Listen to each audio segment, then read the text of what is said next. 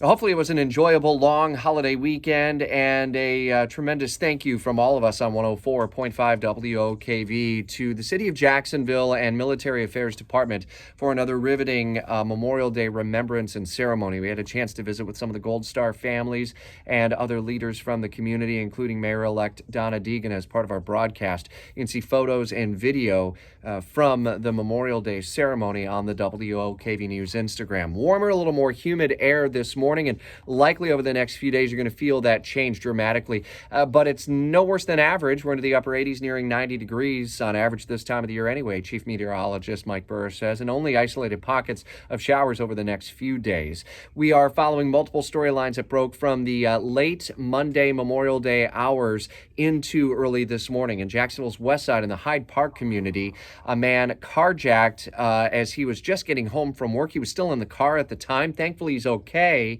But the suspect, who took off in that stolen car, led police on a brief chase and ultimately was arrested. The charges he's facing updated throughout the day at WOKV.com under local news. South of us by a handful of hours in Hollywood, Florida, beachgoers were sent running for cover as a mass shooting took place on the boardwalk just before sunset. In all, 9 people injured, including some children.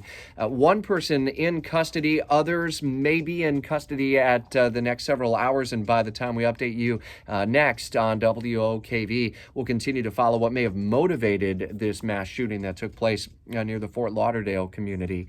And we're continuing to unpack the differences that Republicans see in the debt limit deal that was reached by House Speaker Kevin McCarthy and President Biden over the long holiday weekend.